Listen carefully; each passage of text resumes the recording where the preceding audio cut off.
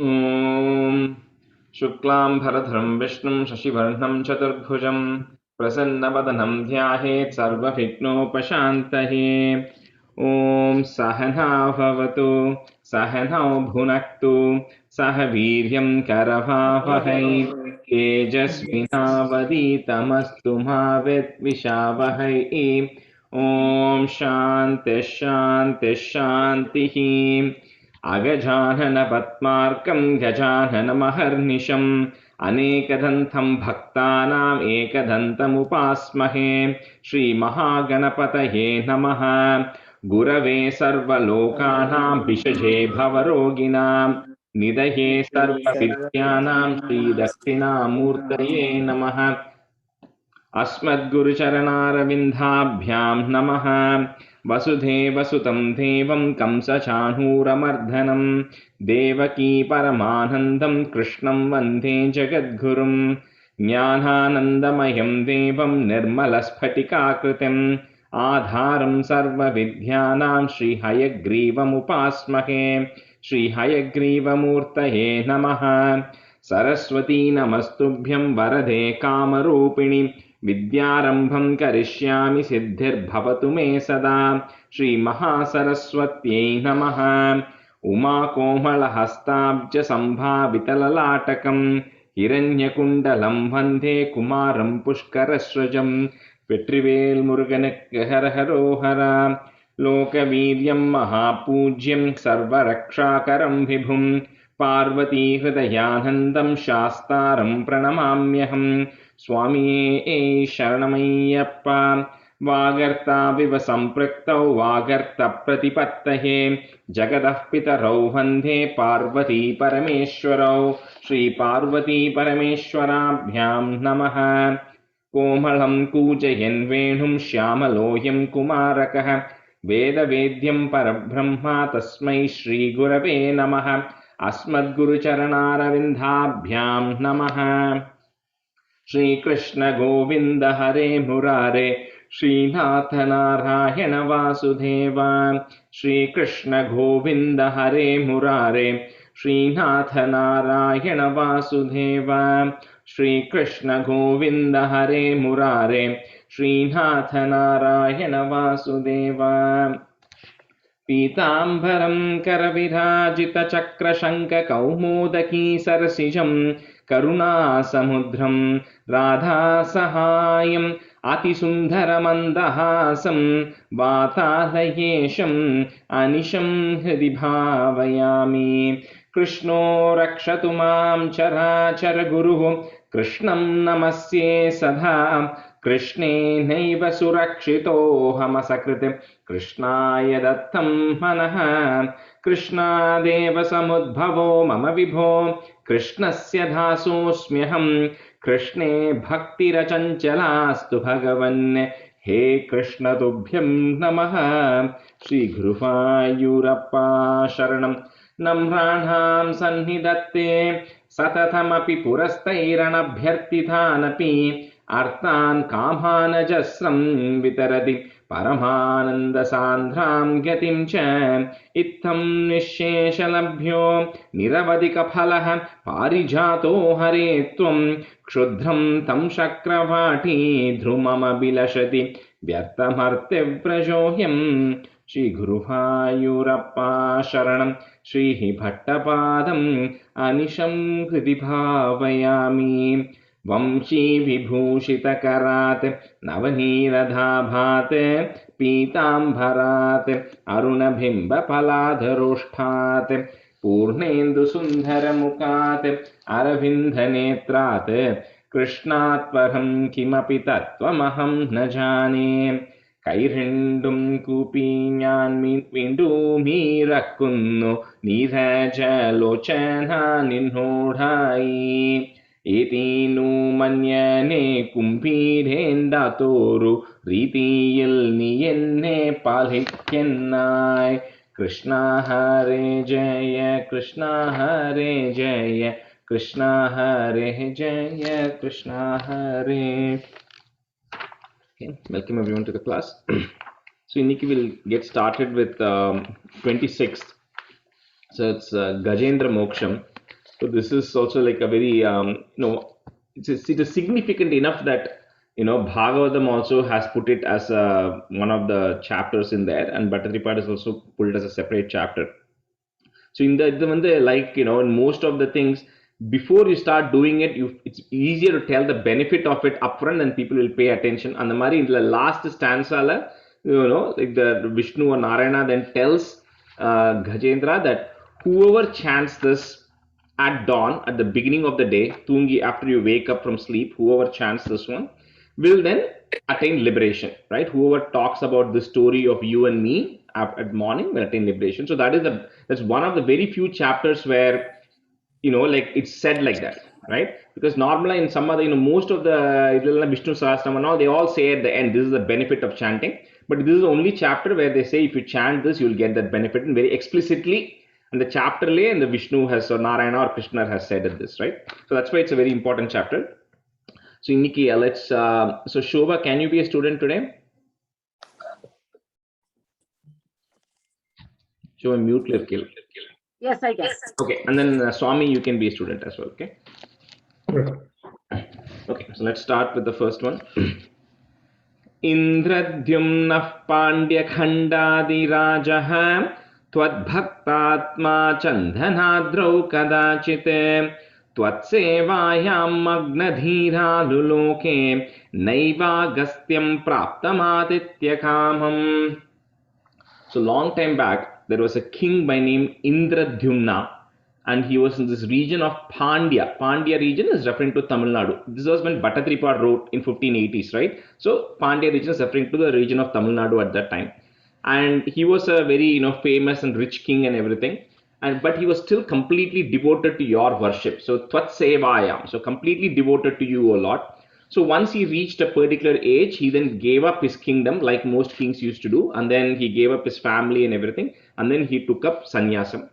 And then he went into this mountain called as the Malaya mountain. If you Google what is Malaya mountain, it refers to the Podigai mountains in Tamil Nadu. So he goes to those mountains and then he decides to take up sannyasam there.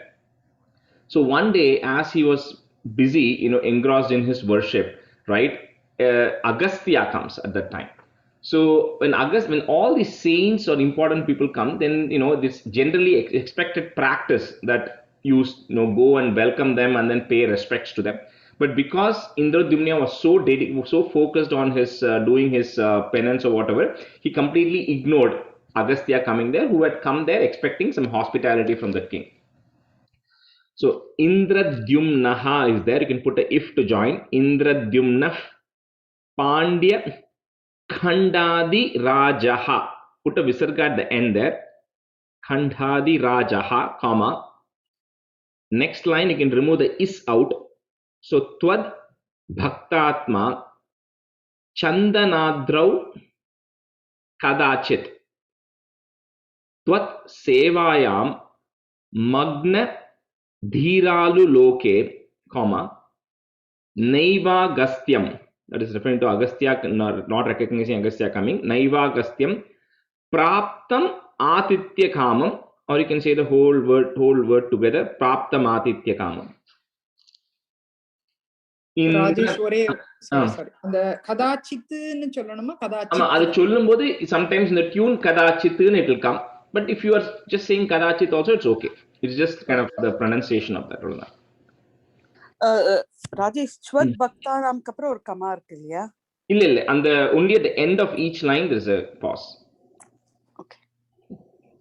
Indradyumnah Pandya Khandadi Rajaha Twadbhaktatma Chandanadrau Kadachit Twatsevayam Magnadhira Luloke Naiva Gastyam Praptamaditya Kamam. Shobha, you want to go first? Yes. Indradyumna Pandya Khandadirajaha Twadbhaktatma Chandanadrau Kadachit Twatsevayam Magnadhira Luloke Naiva Gastyam Praptamaditya Kamam. 2 times. No, 2 times. 2 times, yeah. Indradyumna Pandya Khandadirajaha Twadbhaktatma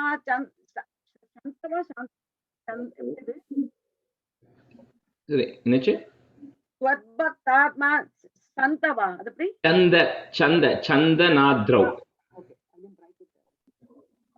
त्वद्भक्तात्मा चन्दनाद्रौ कदाचित् त्वत्सेवायां मग्ननीरालुलोके नैवा कस्यां प्राप्तमादित्यकामम् The third line magna dhiraluloke त्वत्सेवायां मग्नतीरालुलोके அப்படி வரணும்லவா yeah correct yeah okay नैवा कस्यां प्राप्तमादित्यकामम्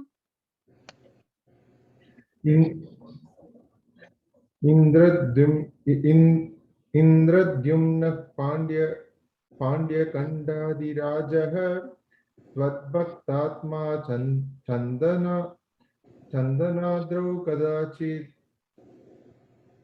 त्वत्सेवायां मग्नधीरालुलोके नैवागस्त्यं प्राप्तम् आदित्यकामम् इन्द्रद्युम्नः पाण्ड्यकण्डादिराजः त्वद्भक्तात्मा चन्दनाद्रौ कदाचित् त्वत्सेवायां मग्नधीरालुलोके नैवागस्त्यं प्राप्तमादित्यकामम् answer 2 कुम्भोद्भूते संभृतक्रोधभारः स्तब्धात्मा त्वं हस्तिभूयं भजेति शप्त्वा तैनं प्रत्यगात्सोऽपि लेभे हस्तीन्द्रत्वं त्वत्स्मृतिव्यक्तिधन्यम्.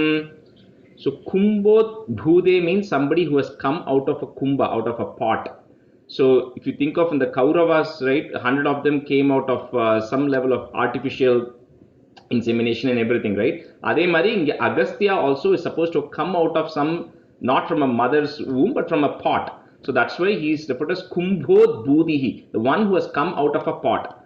So that Kumbhodbhudi Agastya, because he was not welcome and everything, he got very angry, and then he said, you, O king, you are behaving like an elephant. So for those who have seen an elephant, the elephant, it's unlike a dog, right? If you see a dog walking and then you go say something to the dog is going to bark back at you. But in the elephant is one of those, the careless, it will be just standing, it will be doing its job, and even when you go, it doesn't even recognize that you are there. It is just standing and eating. So he says, you are behaving like an elephant. So you're going to, he curses him saying, Hasti Bhuyam Bhajeti, you're going to be in your next Janmam, you're going to be born as an elephant because that's what you're fit for.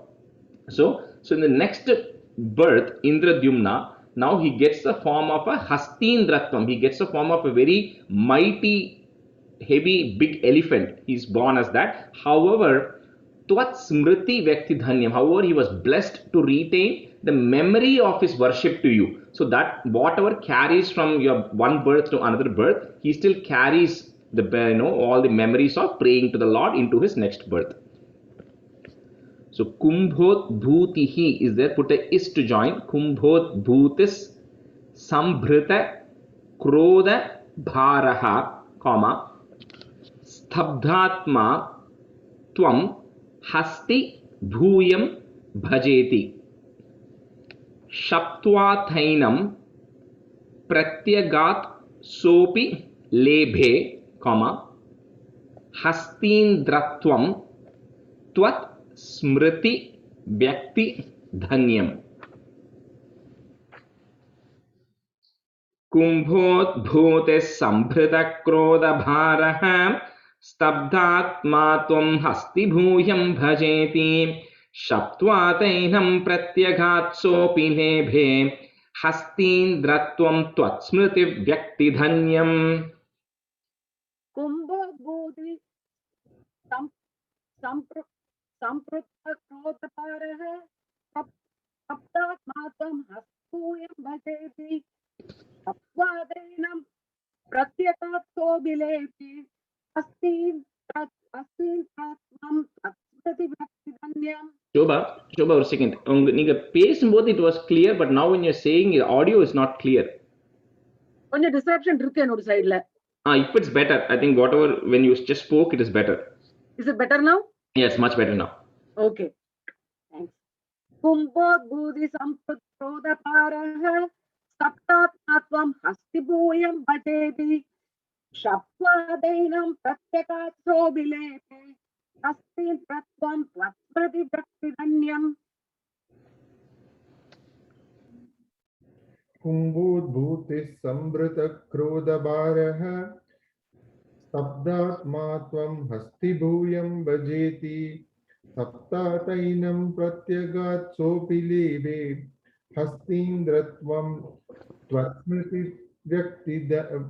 व्यक्तिधन्यम् कुम्भोद्भूतिः संवृतक्रोधभारः स्तब्धात्मा त्वं हस्तिभूयं भजेति सप्त्वातैनं प्रत्यगात् सोऽपि लेभे हस्तीन्द्रत्वं त्वत्स्मृतिव्यक्तिधन्यम्. Stanza 3. दुग्धां भोदेर्मध्यभाजे त्रिकूटे क्रीडन् Shelley यूतपोयं मशाभिः सर्वान् जन्तूनत्यवर्तिष्ठशक्त्या त्वद्भक्तानां कुत्र नोत्कर्षलाभः. So then where this Gaja means elephant, Indra is king, so Gajendra means king of elephants, that's all. So where he is born is in the Dugdham Bodher means in a place which is completely white. So you can think of snow also as something that is completely white, right? In a Trikute, in a mountain which has got 3 peaks.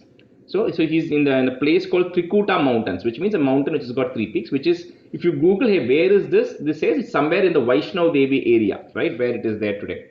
So in that area, he is then born, Gajendra is born. And he's born with, like we said earlier also, he's born as a very mighty elephant, as a very strong elephant. And he's also the leader of the pack of the elephants who are there, who are living there.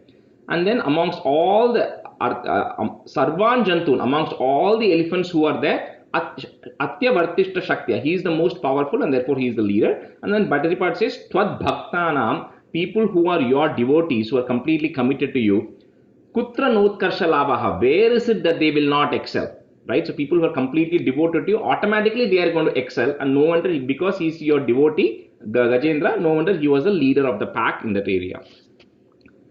So Dugdham Bhoder, Dugdha Ambhode, so Dugdham Bhoder, Madhya Bhaji Trikute, Kridan Chaile. Kridan Chaile is, Kridam means to play. So he is like playing and having fun. Kridan Chaile, Yutapoyam Vashabihi, Sarvan Jantun Atyavartishta. That's how you can break it. Sarvan Jantun Atyavartishta Shaktya, Tvat Bhaktana Kutra Notkarsha Labhaha. Dugdham Bhoder Madhyabhaje Trikute Kridan Chaile Yutapoyam Vashabihi Sarvan Jantun Atyavartishta Shaktya Tvad Bhaktanam Kutra Notkarsha Labhaha. Duktam Bodher Madhyapaji Trikute Kridan Chaile Yutapoyam Shavi Sarvan Jannun Atyavartishta Shaktya Bhaktanam Uttapotkarshalabha.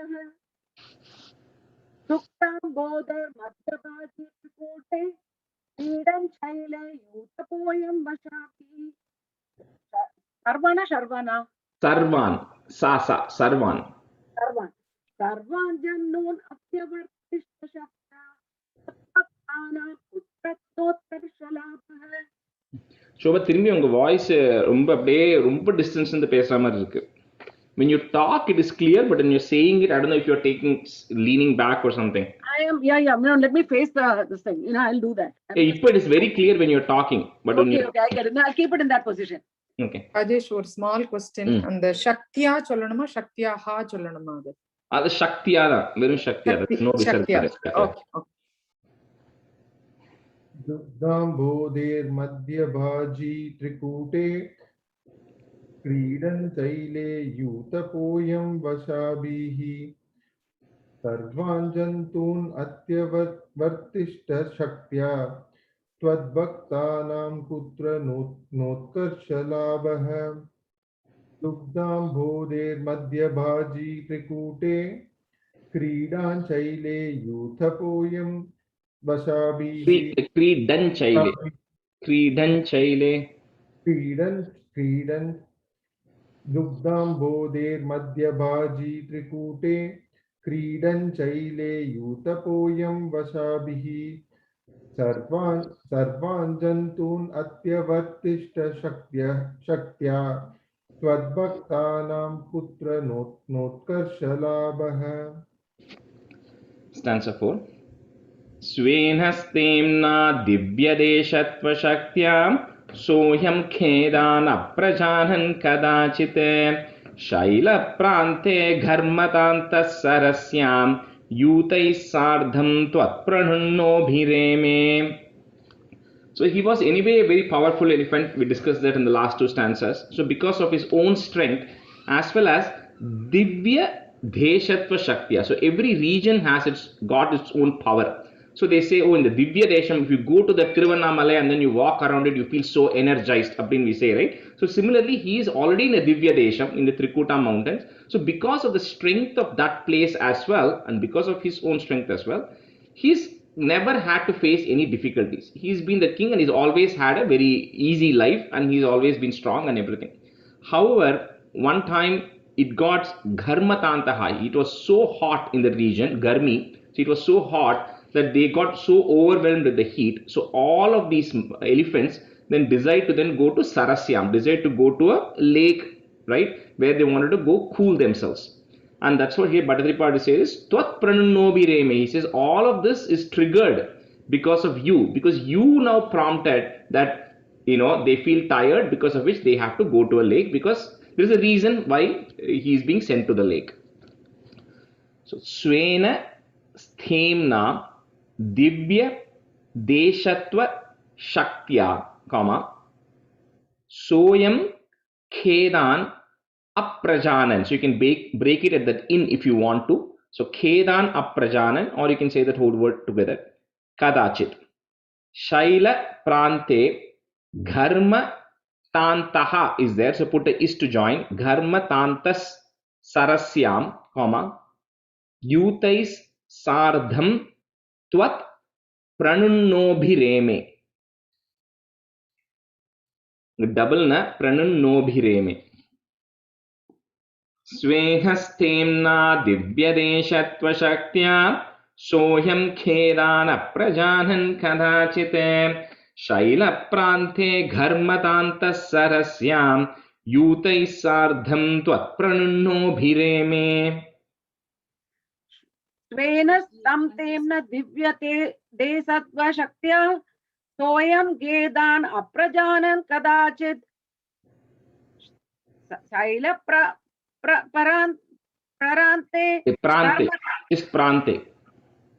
शैलप्रान्ते कर्मतान्तसरस्यां यूदैः सार्धं त्वत्प्रणुन्नोभिरेमे. கேக்குறதா ஒழுங்கா? கேக்குது, கிளியரா கேக்குது. Okay, now I was turning the other side and talking, probably that's why. Svena tam temna divyate sattva shaktya soyam kedan aprajanan kadachit shaila prante karmatan dasarasyam yudai shartam tvatpranun no bireme. And the first word mattum Svena Sthemna. Svena Sthemna. Yeah, correct. Yeah. Okay. Question, Rajesh ji. Last line, is it Yuthai or Youthai? Youthais, you, long, yeah. Svena stemna divyadeshatva shaktya soyam kedan aprajanan kadachit शैलप्रान्ते घर्मतान्तः सरस्यां यूतैः सार्धं त्वत्प्रणुन्नोभिरेमे.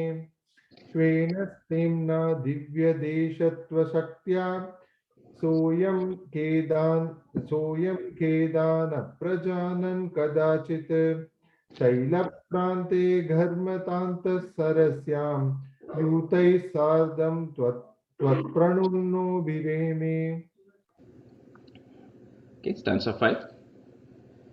हुहुस्तावद्धेवलस्यापि शापात् ग्राहीभूतस्तज्जले वर्तमानः जग्राहैनं हस्तिनं पाददेशे शान्त्यर्थं हि श्रान्तिधोषि स्वकानाम्. So now little bit more of another flashback. So another long time back, there was a Gandharva king. Gandharvas means people who are from outside of this planet. They are in other non-earthly planets.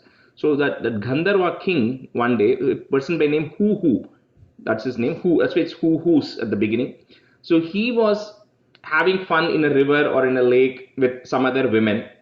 And at that time, there happened to be a sage who came, whose name is Devala.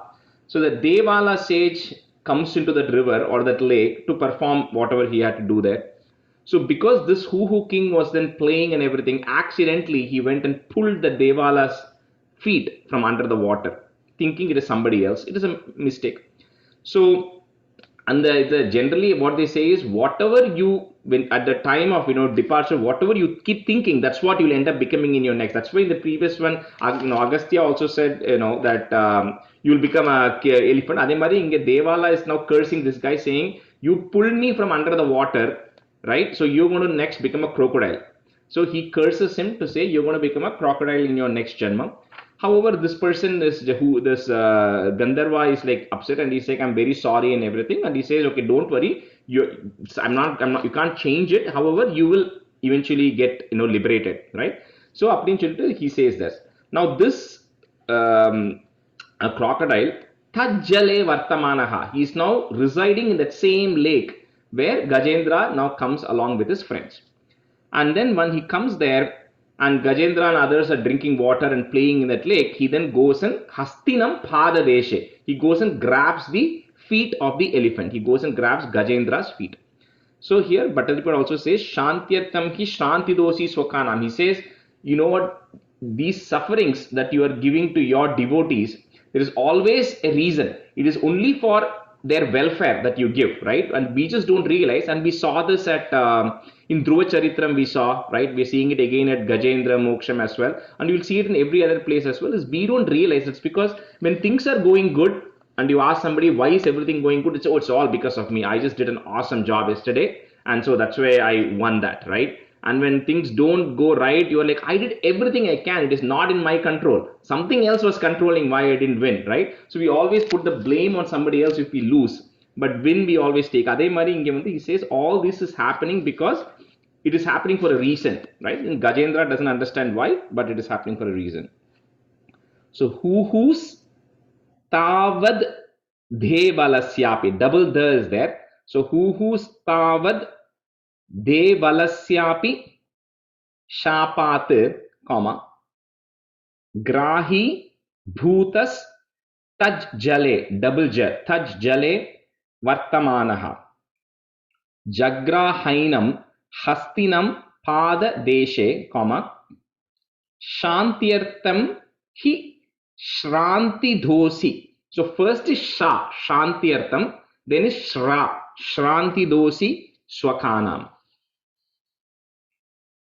हुहुस्तावद्धेवलस्यापि शापाते ग्राहीभूतस्तज्जले वर्तमानः जग्राहैनं हस्तिनं पाददेशे शान्त्यर्थं हि श्रान्तिधोषि स्वकानाम्. हुहुस्तावद्देववस्याभिशापात् ग्राहीभूतस्तज्जले वर्तमानः जग्राहैनं हस्तिनं पाददेशे शान्त्यर्थं हि श्रान्तिदोषि स्वकानाम्. And the first line, Shobha, Devalasyapi. Okay, Devalasyabi. Yeah. Devalasyabi. Devala, the Devala is the name of the sage. So Devalasyapi Shapat. Uhustavat Devalasyabi Shabat Grahi Buddha Sajjale Vartamanah Jagrainam Jagrahainam.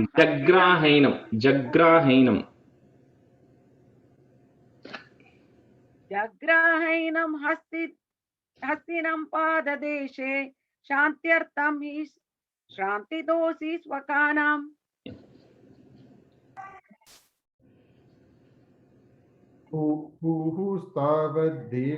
देवलस्यापि सापात् ग्राहीभूतस्तज्जले वर्तमानः जग्राहैनं हस्तिनं पाददेशे शान्त्यर्थं हि श्रान्तिदोषी स्वकानाम् हुहुस्तावद्देवलस्यापि सापात् ग्राहीभूतस्तज्जले वर्तमानः जग्राहैनं हस्तिनं पाददेशे शान्त्यर्थं हि दोषी स्वकानाम् Stanza 6. त्वत्सेवाया वैभवात् दुर्निरोधं युध्यन्तं तं वत्सराणां सहस्रं प्राप्ते काले त्वत्पदैकाग्र्यसिद्ध्यै नक्राक्रान्तं हस्तिवर्यं व्यधास्त्वम्. So because of Tvat Sevaya, because of all the worship he has done to you, right? And Vaibhava, because of the benefit or the glory of the worship he has done to you. So this Gajendra is continuously trying to fight with this crocodile. And here it says Vatsaranam Sahasram. It's a little bit of a poetic stretch as well. It's saying 1,000 years they were fighting. It means they're fighting for a really long time. That's kind of how you need to take it. So they continue to fight and neither of them is giving up, but Gajendra is not able to free himself. So at that time, here it says Prapte Kale, when the appropriate time came for Tvat Pada, to your feet, Ekagre Siddhya, for a single-minded devotion to your feet. So if you think of the other closest example you can think of is Draupadi. Right, so when Draupadi Vastrapaharanam was happening, she was holding onto her the single robe that she was wearing, and at one point she was like, you know what, I cannot take it anymore, right? And then she said, Sarvam Krishnarpanamastu, and then she let it go, right? But it's so hard to reach that point because imagine being at that point where, like, you know what, I cannot do it anymore, and you completely surrender. So when that time came, Tvatpade Khagva, in the single-minded devotion to your feet, when Gajendra reached that level of maturity, right? So at that time, what happened was he completely gave up and he was taken over by the crocodile and he couldn't fight anymore, right? And then he completely gave up, and we'll see what he does next. But at that point is when he actually gives up, when the appropriate time comes. That's what it's saying here. So Tvat Sevaya Vaibhavat Durnirodham, comma, Yudhyantam tam Vatsaranam Sahasram Prapte Kale Tvat Padaikagriya Siddhyai, double there, Siddhyai, comma, Nakrakrantam Hasti Varyam Vyadas Tvam.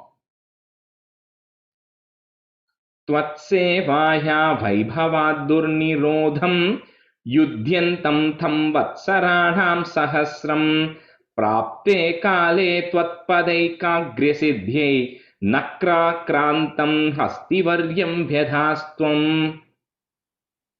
Tvatsevaya Vaibhavad Durnirodham Yudhyantam tam Vatsaranam Sahasram Prapte Kale Tvatpadaikagriya Siddhyai Nakrakrantam Hastivaryam Vyadastvam.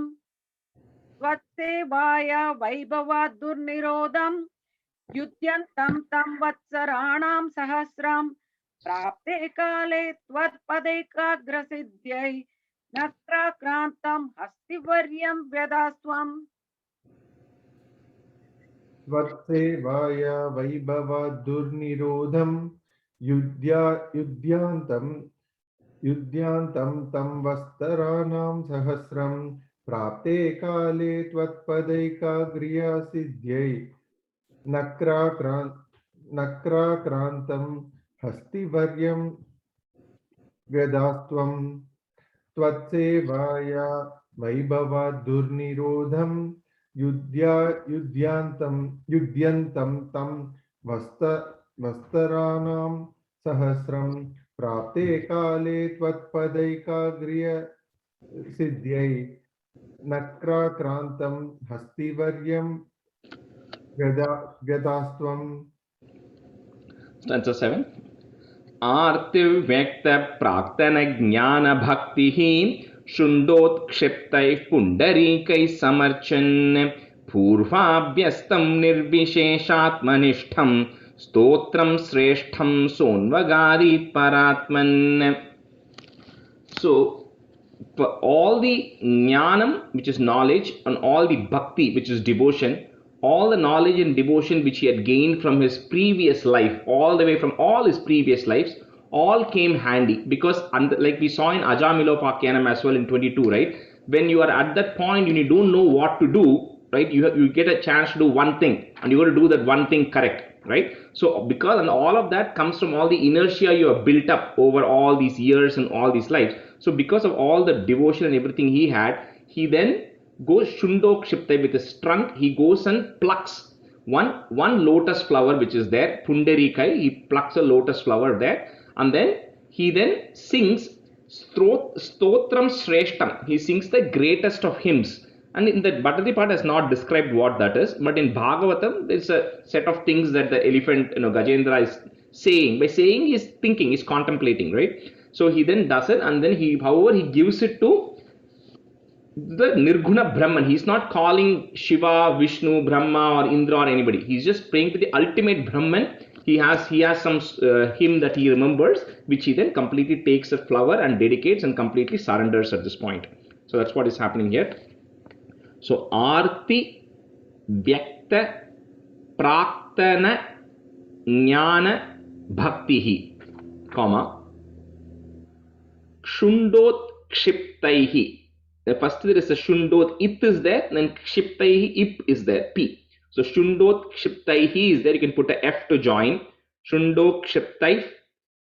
Pundarikaihi is there, put a is to join. Pundarikais Samarchan.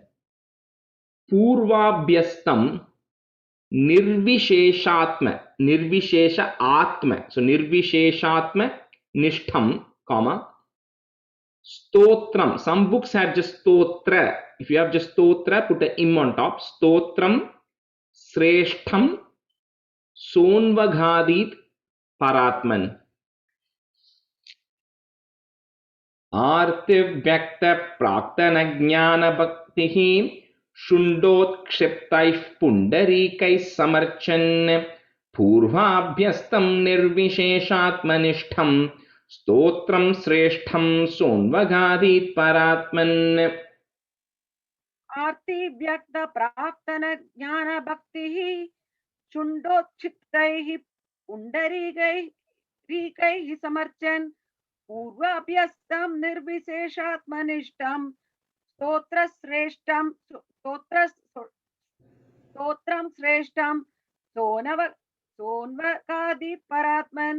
So Shobha, one correction. In the second line, Shundot Kshiptaif, you can put a if to join that to the next word, okay? Shundokshiptai.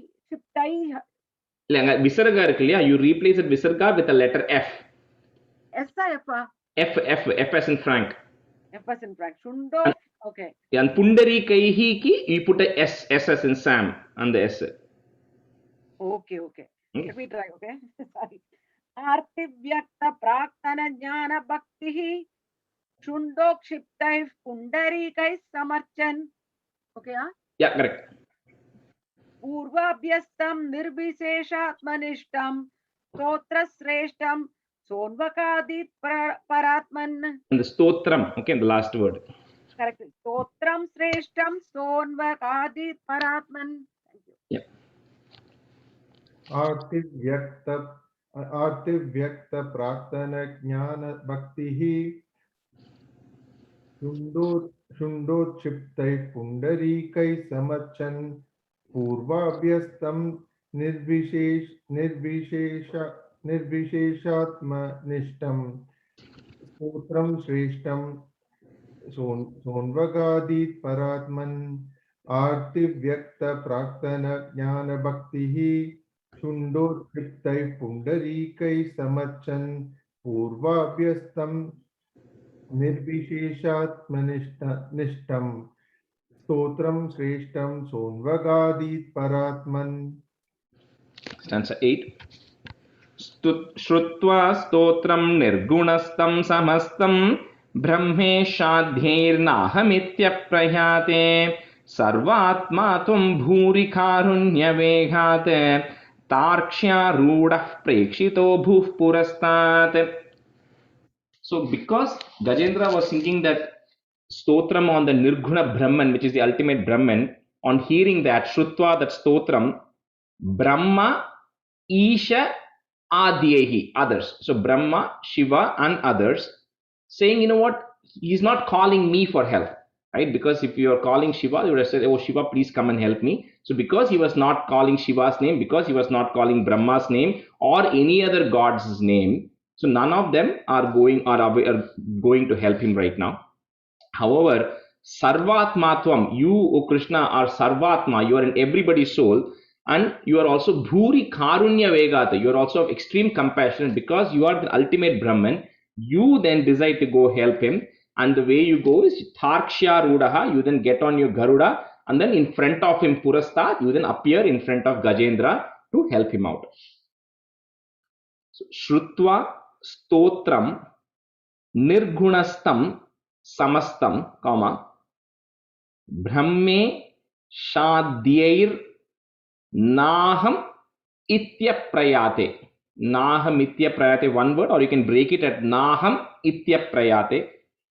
Sarvatma Tvam Bhuri Karunya Vegate, comma, Tarksharudaha is there. Again put F as in Frank. Tarksharudah.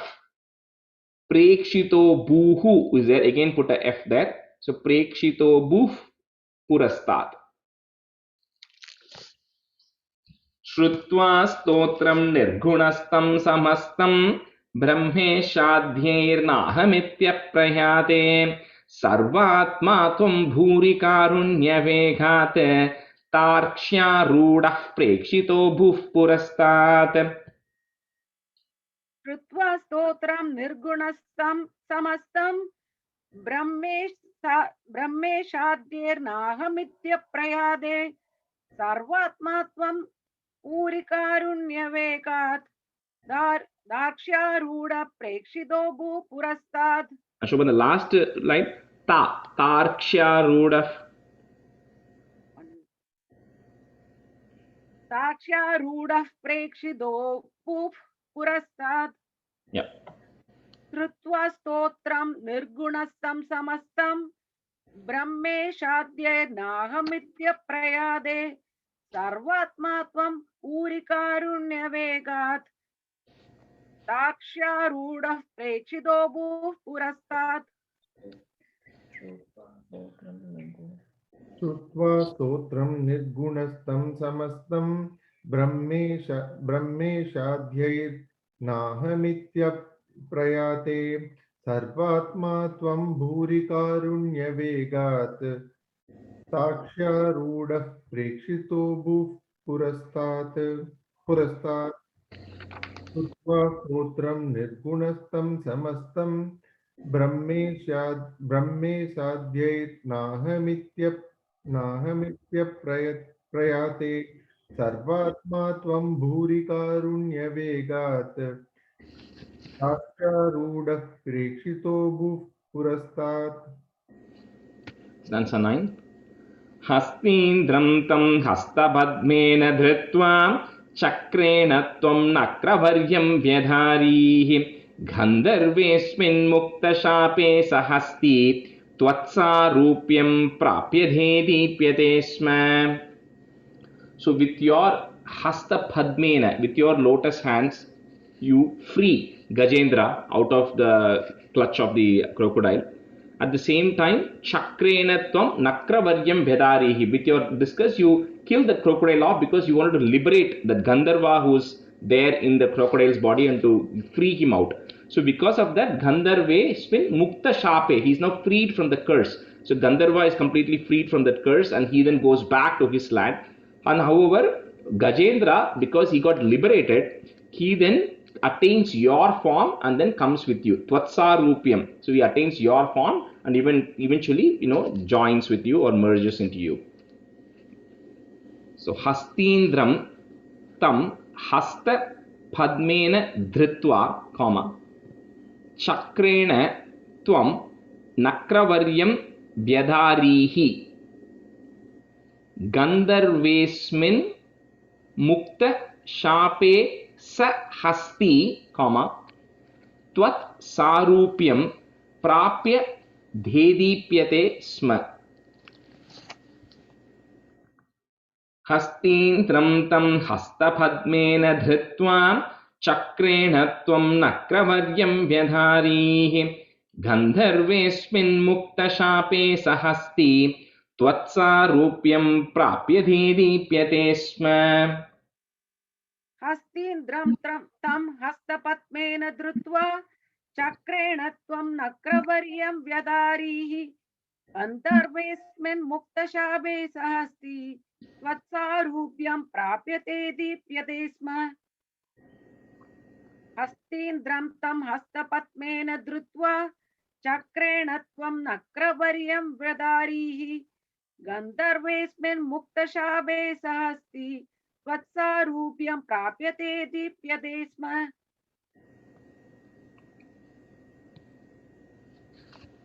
हस्तीन्द्रं तं हस्तपद्मेन धृत्वा चक्रेण त्वं नक्रवर्यं व्यधारीः गन्धर्वेऽस्मिन् मुक्तशापे स हस्ति त्वत्सारूप्यं प्राप्यते दीप्यते स्म हस्तीन्द्रं तं हस्तपद्मेन धृत्वा चक्रेण त्वं नक्रवर्यं व्यधारीः गन्धर्वेऽस्मिन् मुक्तशापे स हस्ति त्वत्सारूप्यं प्राप्यते दीप्यते स्म stanza 10 एतद् वृत्तं त्वां च मां च प्रगेह्यो गाहेत् सोऽयं भूयसे श्रेयसे स्यात् इत्युक्त्वैनं तेन सार्धं गतस्त्वं धिष्ण्यं विष्णो पाहि वातालयेश So you, O Lord, said this to Gajendra, that those prage means at dawn, early in the morning, after you wake up. So, after you wake up in the morning.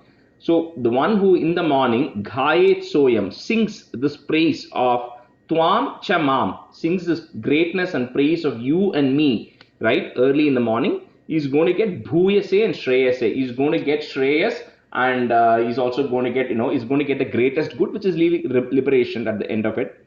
So having said that, you then, along with Gajendra, Gataha Dishnyam. Dishnyam is referring to your abode, Vaikunta. So both of you then go to Vaikunta. O such a Lord, Vatalayesha, O resident of Guruvayur, you came to help Gajendra when he needed him. So similarly, please help me also and free me of all the diseases. So with that, Bhattacharya ends this chapter. So etat vrittam, double third there, vrittam tvam cha mam cha prageyo, comma, gayet soyam bhuyase shreyase syat ityuktvainam tena sardham gatastvam, put a plus there, dishnyam, and then put a comma after dishnyam, Vishnu pahi vatalayesha. एतद् वृत्तं त्वां च मां च प्रगेह्यो गाहेत् सोऽयं भूयसे श्रेयसे स्यात् इत्युक्त्वैनं तेन सार्धं गतस्त्वं दृष्ण्यं विष्णो पाहि वातालयेश एतद् वृत्तं त्वां च मां च प्रगेयो गायेत् सोऽयं भूयसे श्रेयसे स्यात् इत्युक्त्वैनं तेन सार्धं गतस्त्वं दीक्ष्ण्यं विष्णो पाहि वातालयेश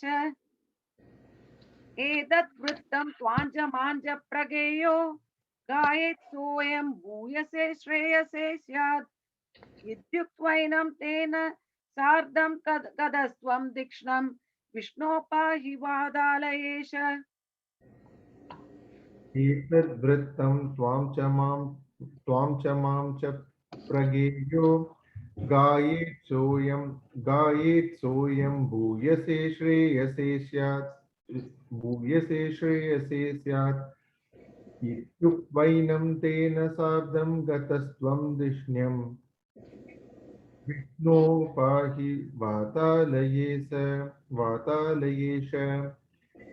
एतद्वृत्तं त्वां च मां च प्रगेयो गायेत् सोऽयं भूयसे श्रेयसे स्यात् इत्युक्त्वैनं तेन सार्धं गतस्त्वं धिष्ण्यं विष्णो पाहि वातालये च.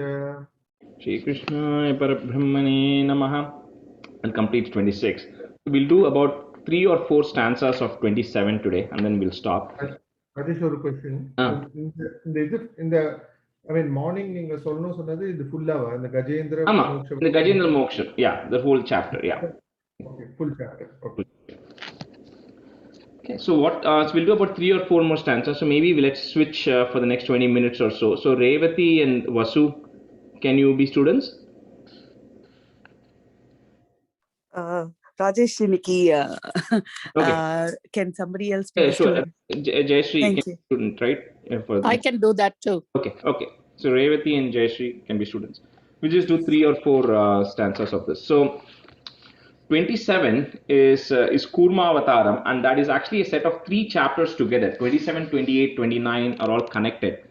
So the Kurma in 27, the Kurma Avataram happens in 27.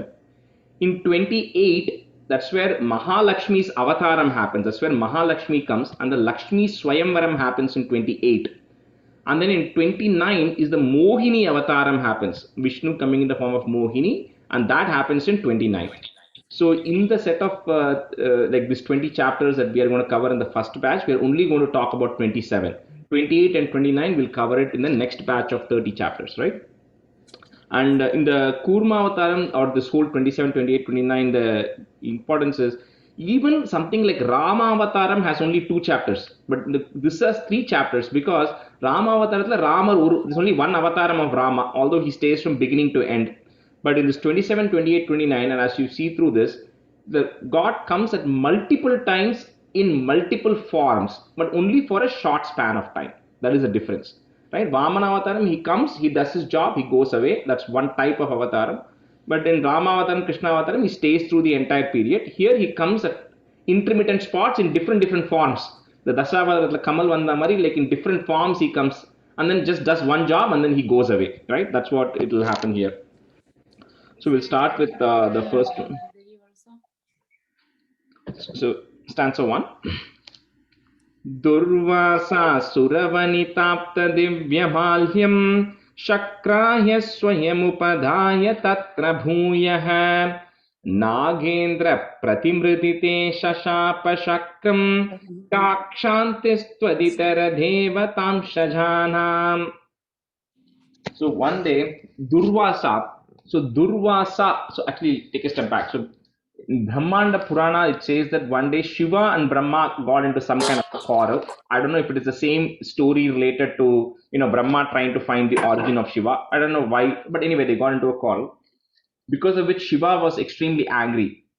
And because of that anger of Shiva was then born Durvasa.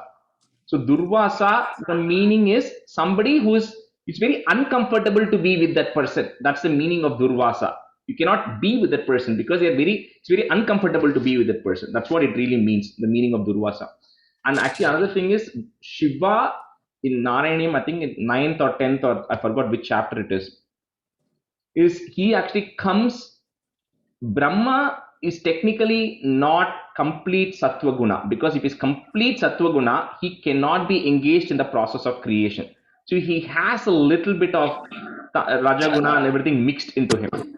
And at one point, Brahma gets frustrated because all the people who he creates, the saints who he creates, they are all not interested in creation. And the Sanatana, Sanat Kumara, Sananda, they're saying, you know what, I just want to go worship. I'm not interested in furthering the creation. So at one point, very briefly, Brahma gets angry. And then Bruvor Madhye, from the middle of his eyebrows, comes Rudra. And there are 11 Rudras and all that. Other than the Mata chapters, anyway. So that Shiva is, in one way, it's said that, okay, he came out of Brahma, but it doesn't mean Brahma is the father of Shiva. You can't literally take it in that way, right? Because it's not in our known concept of father, mother doesn't apply in this case, right? So anyway, reason I was saying this, Shiva because he came out of the anger of Brahma, Rudra is generally a little bit angry. And because Durvasa came from Shiva, he is also a very angry person. And that's why he's very uncomfortable to be with. So one day what happens is, so this is all backstory, right? So what happens in this stanza is, Durvasa one day goes to Indra and then gives him some divine necklace or something he gives to Indra.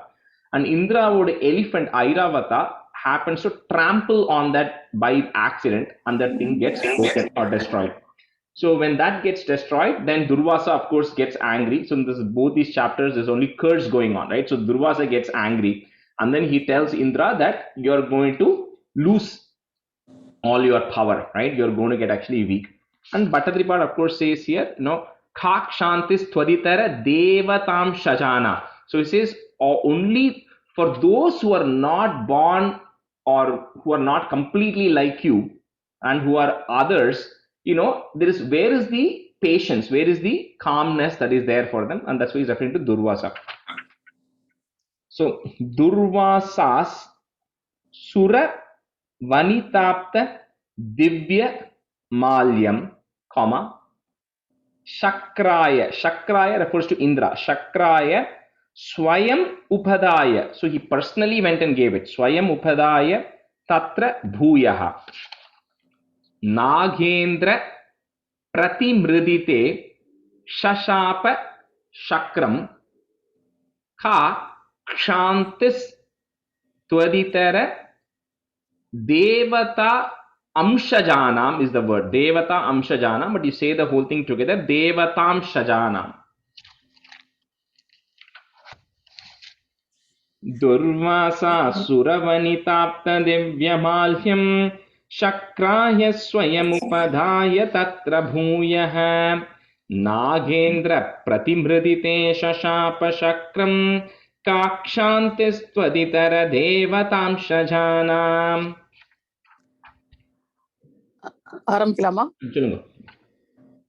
Durvasa சுரவ நிதாப்தீவ்யமால்யம் சக்ராய ஸ்வயமுபதாய தத்ர பூயः நாகேந்திர பிரதிமிருதி தேசசாப சக்ரம் காஷாந்தி சத்வதி தரதே பதாம் சஜானாம். The third line, end of the third line is not Chakram, Shakram. SH, Okay. Chakram. Okay, Shakram. Durvasa Suravanidapivyamalyam Shakraya Swayumupadaya Tatra Bhuyaha Nahendra Pradimrutite Sashapa Shakram Kashanti Stvadi Tarade Patam Sajanam. Durvasasura vanitapta divyamalyam shakraya swamupadaya. எப்படி வரும்? Swayamnu சொன்னா you can say Upadaya. Swayam Upadaya. Shakraya swayam upadaya tatra bhuyah nagendra pratimridite shashapa shakram kashantistvaditara devatamsha janam. Durvasu. The last line and the Ka Shantis irukya, that this is one thing which is Shanti. Shanti is SHANTI. Shanti. This Shanti means you have to put a K in front of it. So KSH. So Ka Shantis. Shantistvaditara. Shantistvaditara. Yeah. And the K would sound, letter Okay. K comes in front of the Sh. Kakshanti. Okay. Durvasasura vanitapta divyamalyam shakraya swayamupadaya tatra Upadaya. bhuyah. Swayam Upadaya. Svayam upadaya tatra bhuyah nagendra pratimridite shashapa shakram kakshantistvaditara devatamsha janam. Stanza 2. Shapena pratitajareta nirjarendre देवेष्वप्यसुरजितेषु निष्प्रभेषु शर्वाद्याः कमलजमेत्य सर्वदेवा निर्वाणप्रभवसमं भवन्तमापुः. So this Indra or Brahma, both of these are actually just posts. It's like calling president. Okay, doesn't mean that's the name of the person, right? It is just a common noun. Indra is a common noun. Brahma is also a common noun. So, and that Indra, whoever is there in the post of Indra, he is generally ageless for his duration of period that he is there. He is ageless because that's how they remain strong. However, because of this curse, he becomes nirjarendra. He becomes aged or he becomes weak, right? And when Indra, when the king of the gods become weak, the Asuras then take over. So the Asuras now gain power and the Asuras go and defeat the Devas. So when the Asuras go and defeat the Devas, then the Devas, all of them, Sarva Devaha, all the Devas, Sharva Adhyaha, Adhya, first starting with Sharva, Sharva is referring to Shiva, Kamalajam. So they go and approach Brahma. And then Brahma then says, okay, let me help you. And then he takes them and all of them eventually come to Bhavantam Apuhu. They all come to you, O Lord, who then gives salvation to everybody. They all approach you and say, please help us out. So, Shapena Pratitha Jareta Nirjarendre, comma, Deveshwapya Sura. So under that there are three words. Deveshu Api Asura. So the three words all combined together as one sandhi. So that's why you can't break it. So Deveshwapya Sura Jiteshu Nishprabheshu. Sharvadhyaha is there. So put a H to join it. Sharvadhyah Kamalajam Etya Sarvadeva. Some books have Sarvadevaha, but most books did not have it. So if you have it, Visarga, you can remove it off and just say Sarvadeva, comma, Nirvana Prabhava Samam Bhavantam Apuhu. Shapena Pratita Jareta Nirjarendre Deveshwapya Surajiteshu Nishprabheshu Sharvadyah Kamalajamethya Sarvadeva Nirvana Prabhava Samam Bhavantamapuhu. Revati? Revati mute irkil.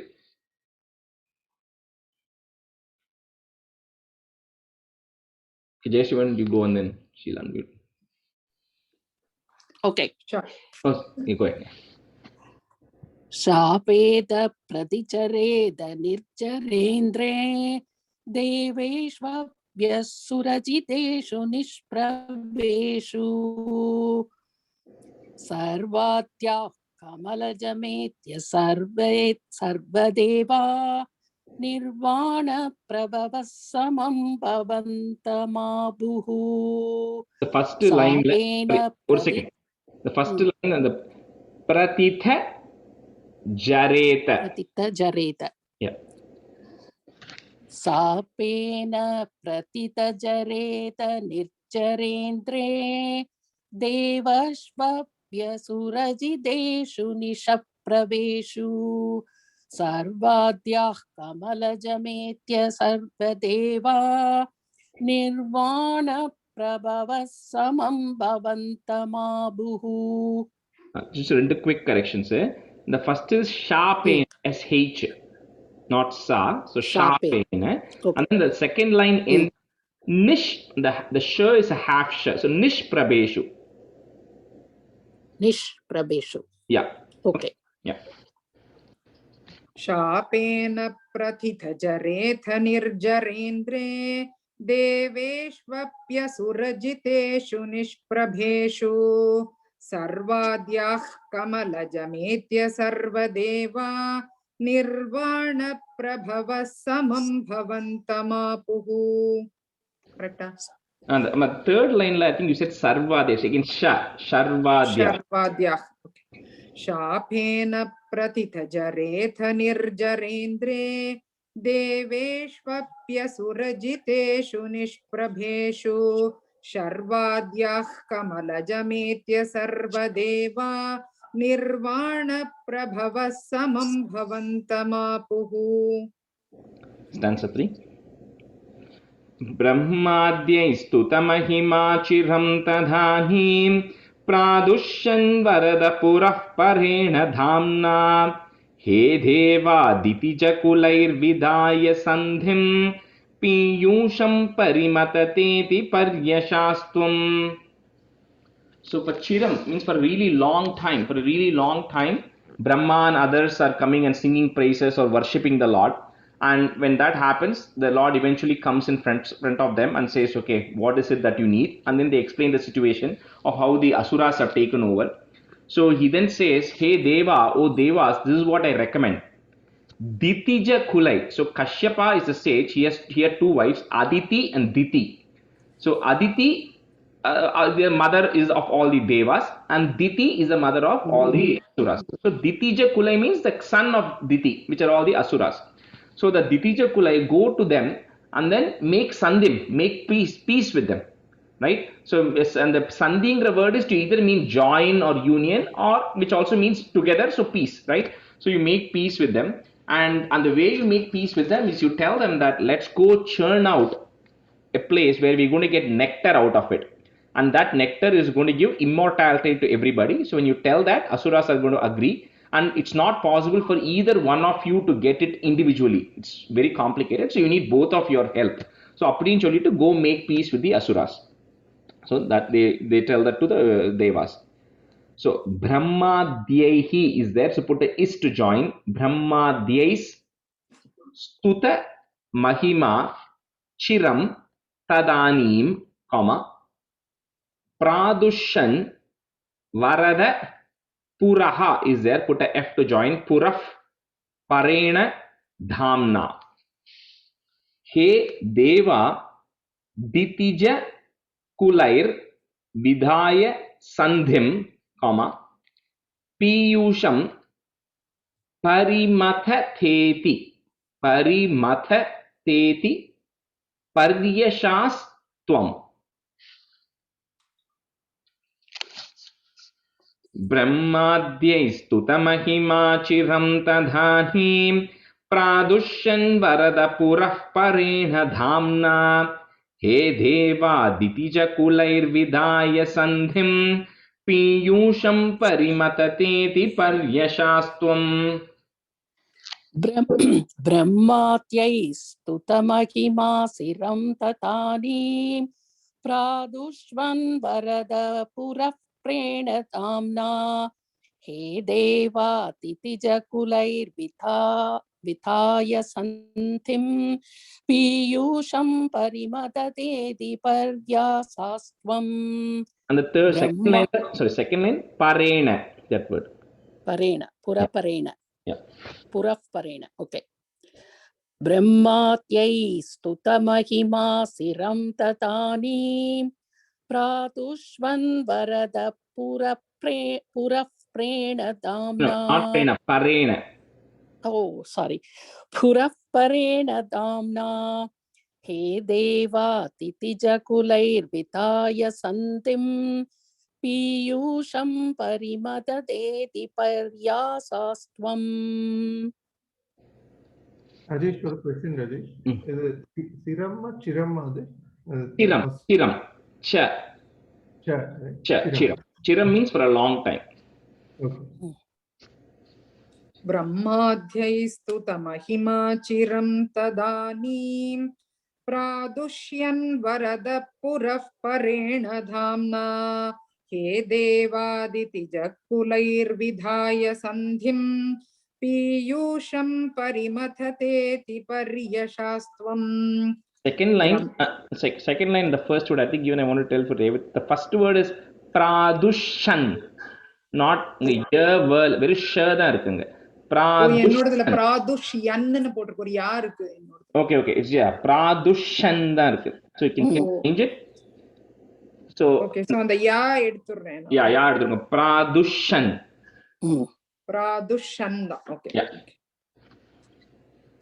Brahmadhyaistutamahima chiram tadanim प्रादुष्यन् वरदः पुरः परेण धाम्ना हे देवादितिजकुलैर्विधाय सन्धिं पीयूषं परिमथतेति पर्यशास्त्वम्. Stanza 4.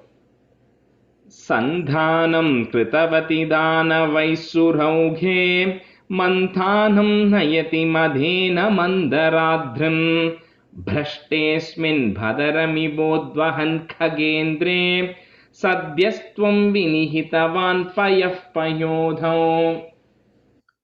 So the asuras, the devas and the asuras then make peace. They decide to team up here together.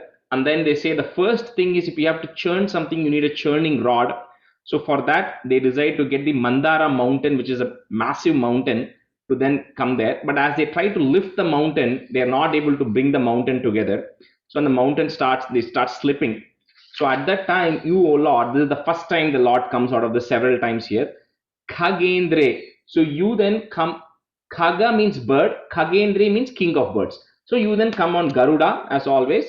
And then you then lift the Mandara mountain and help them out and go place it where it needs to be.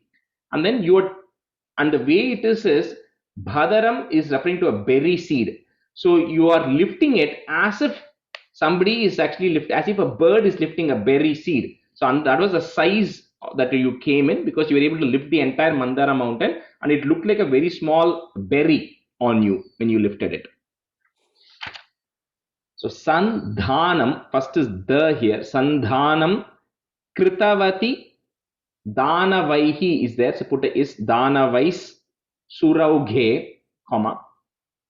Next is Manthanam. So the first is Sandhanam, next is Manthanam Nayati Madena Mandaradrim Brashtesmin Badaram Ivodvahan. Okay. 2 words, or you can say it together as well.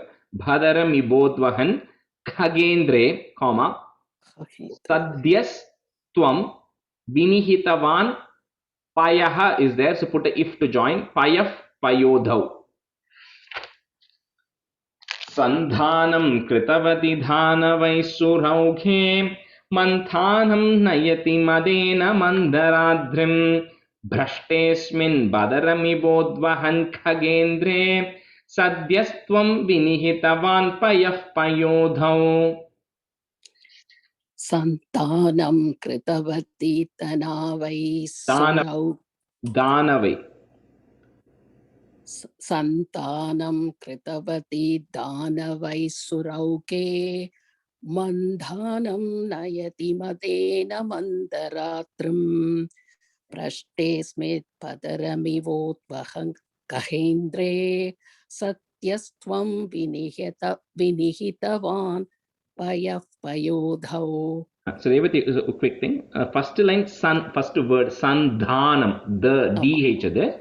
And then third line, Khagendre, Khagendre. Okay. Khagendre. Khagendre. Santhanam kritavati tanavai surauke mandhanam nayati matena mandaratrim prashte smit patarami utvaha kahendre satyastvam vinihitavan payah payodhau.